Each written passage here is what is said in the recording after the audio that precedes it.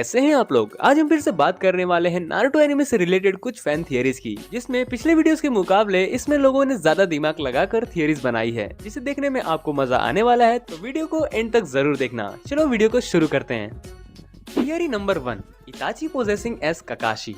अब देखो, नारुतो के शुरुआती दिनों में इस बात को लेकर काफी गर्म मुद्दा बना दिया गया कि ककाशी के पास शारिंगन क्यों और कैसे है। अब क्योंकि शारिंगन आय सिर्फ उचिहा क्लैन वाले ही अवेक कर सकते थे, तो ककाशी के पास कैसे है, हाँ आज सबको पता है। लेकिन ये फैन थियरी तब बनाई गई थी जब फर्स्ट टाइम ज़ाबुजा आर्क में ककाशी ने अपनी शारिंगन आय को रिवील कर दिया था। तब किशिमोतो को उनके लोगों से और फैंस द्वारा इसी तरह के काफी क्वेश्चंस मिले थे, जिससे ये फैन थियरी भी बनी कि ककाशी एक्चुअल में इताची है या था।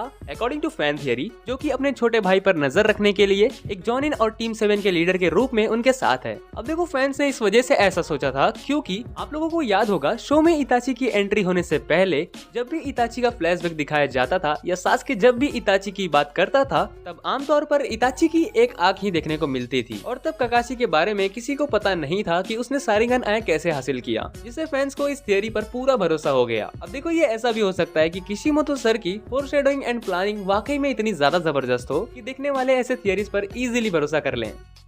Theory number 2, single use clothing Sasuke. कई ढेर सारी थियरी जो कि फैंस द्वारा बनाई गई थी, उनमें से एक fan theory Tumblr user site द्वारा ये बताई गई है कि सासुके ने अपने कपड़ों को कभी भी दोबारा से नहीं पहना, मतलब हर दिन एक दूसरा आउटफिट। नाउ इसके पीछे का रीजन जानते हैं। अकॉर्डिंग टू फैन थियरी, अब जबकि सासुके काफी छोटा था, सासुके को घरेलू काम के तरीके सिखाने से पहले ही इताची ने पूरे क्लैन का सफाया कर दिया था, जिस वजह से सासुके इतनी बड़ी जगह पर अकेला हो जाता है और घर के काम न आने की वजह से सासुके को कपड़े धोना भी नहीं आता था, या मैं ये कहूँ कि सासुके को कभी कपड़े धोने की जरूरत ही नहीं पड़ी। अब as you know guys, Uchiha clan वालों का ड्रेस पैटर्न या उनके कपड़ों का पहनावा एक जैसा ही था, बिल्कुल सिमिलर। तो हर एक घर एक ही तरह के कपड़ों से भरा हुआ था ऑब्वियसली। नाउ क्लैन अब पूरी तरह खत्म हो जाने के बाद सासुके ने कपड़े धोना सीखने के बजाय वहाँ रहने वाले लोगों के ही कपड़ों को पहना करता था और हर कपड़ा एक दिन पहनकर पहले वाले को कहीं मैदान में फेंक दिया करता था। अब देखो, जिसने भी ये थियरी बनाई है ना, काफी लॉजिकली सोचकर बनाई है, जिस पर कोई भी इजीली बिलीव कर सकता है। बिकॉज एनिमे के कुछ फिलर एपिसोड्स या शायद क्रेडिट सीन्स में दिखाया भी गया है कि सासुके घर के काम में काफी बार गलतियां कर देता था। ऑन द अदर हैंड, इसी पोस्ट में एक फैन थियरी ये कहती है कि नारुतो के पास सिर्फ एक ही आउटफिट है जिसे वो डेली पहनता है और डेली हाथ से धोता है।